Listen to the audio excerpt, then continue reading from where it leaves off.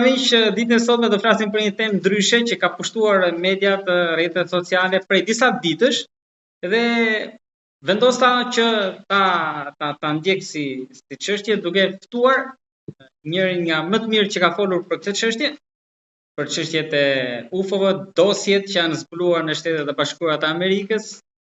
Do të flas me astrofizikanin Erald Buneci. Erald, përshëndetje dhe faleminderit që ndodheni në Kanada. Përshëndetje. Erald, misteret e universit vështirë është të gjendet fundi, por përse mendoni që këto dosje u hollën tani? Edhe gjatë bisedave që ju keni pasur, thuajse çdo ditë në media, por edhe informacioneve të shumta nga media në Shtetet e Bashkuara të Amerikës andej, mendoni që mundet, pra ka diçka konkrete te kjo apo është thjesht një tymnaj që është hedhur tani?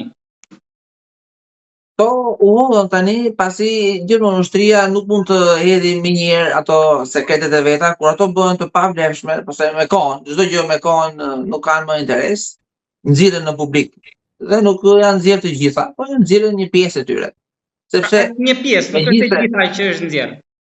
Jo, gjithmonë mbahet të sekret një farkohë informacioni, për sa kohë një situatë është e nxehtë, më vonë, pasi mbarojnë problemet, zgjidhen situatat apo konfliktet, ato nxirren pastaj për publikun. Megjithatë, këto video të alienëve thonë që kanë dokumente, to nuk kanë asnjë gjë reale lidhje me alienët, ato janë thjesht video që përmbajnë objekte që nuk janë identifikuar nga ushtria dhe nuk mund të identifikohen për shkak të filmimeve, situatave që janë marrë filmat, objekte që nuk kanë shumë informacion në video dhe ato ngelin gjithmonë të pa identifikuara. Jo vetëm ushtria, por edhe ne mund të marrim fotografi të pa filma, video të pa identifikuara.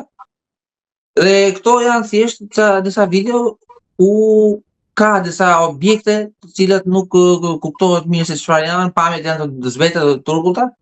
Dhe gjithmonë dyshimi njeriu çon ke alienët, tek ajo ekstremi i mundshëm, por ato janë thjesht video të objekteve fluturuese toksore, thjesht artificiale. Video materiale që janë publikuar dhe edhe për ju nuk është se ka dyshime aty. Jo, kjo është e sigurt, domethënë që janë thjesht video të objekteve fluturuese artificiale njerëzore ose fenomene natyrore, objekte që fluturojnë, ndoshta një zog, ndoshta një diçka që e ka marrë era e fluturon. Te para disa vitesh kishim disa lajme që një pjesë e banorëve në një fshat në Topojan duke të Gramshit, thanë që kemi parë UFO, kanë zbritur UFO-t këtu apo në Fier. Besoj keni parë dhe ju ato lajme. Pra thjesht nuk keni parë objekte fluturuese. Po, janë objekte që fluturojnë, që nuk detektohen nga njeriu, nuk e kupton se çfarë është. Dhe vetë njeriu që e thot edhe beson, e thot ai nuk është e gënjen, ka raste kur nuk gënjen, ashtu e pan, duket e çuditshme, dhe thonë që është UFO, por po të kesh një mjete më të mira vëzhgimi, atëherë e kupton dhe marrësh vesh se çfarë ka qenë pastaj, por nuk mund të thuash direkt tek alieni. Në momentin që ti thua që unë nuk e di se ç'pash, aty duhet ndalosh. Nuk mund të vazhdosh të thuash pastaj që ka qenë kjo, kur nuk e di, nuk mund të thosh që ka qenë. Tu ndalon domethënë, nuk e di.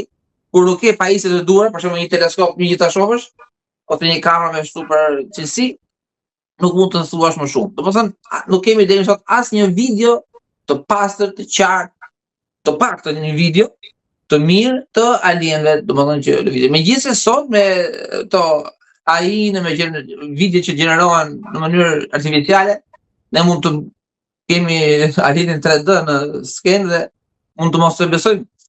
Po këto video që janë publikuar deri tani që publikuar nga administrata Trump, të çfarë vitesh janë? Pra, si ka qenë niveli teknologjisë atëherë? Ato kanë qenë thjesht video të viteve edhe 50-60 vjet të vjetra. Pra nuk e kishin që ta kishin atë teleskopin që ju keni aty. Po të ishte ky teleskopin, secilën nga videot, të gjitha do të ishin sqaruar, deshifruar të komplet dhe do dije që se çfarë ishin ato objekte. Megjithatë, edhe nga filmimet, po ta analizosh mirë, janë filmime të videove të objekteve që lëvizin, që janë të mundshme që njeriu mund t'i mund të i bëj nga ana me teknologjinë që ka patur në çdo kohë.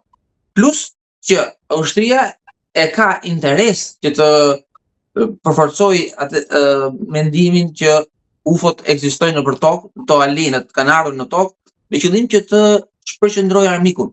Në qoftë se një ushtri dërgon një nga anët luftërake, dërgon një avion spiun tek një armik dhe armiku e zbulon praninë e këtij avioni luftërak, atëherë janë dyshime që janë UFO ose alien, ndërkohë që misioni është tjetër, është mision spionazhi, zbulimi. Po, vjen misioni, dërgoj një avion sekret dhe nëse armiku e zbulon këtë avion sekret, ky thotë nuk kam qenë unë, por thjesht ka qenë ndoshta një UFO. Domethënë ato duan ta përforcojnë atë lajmin që UFO-t ekzistojnë.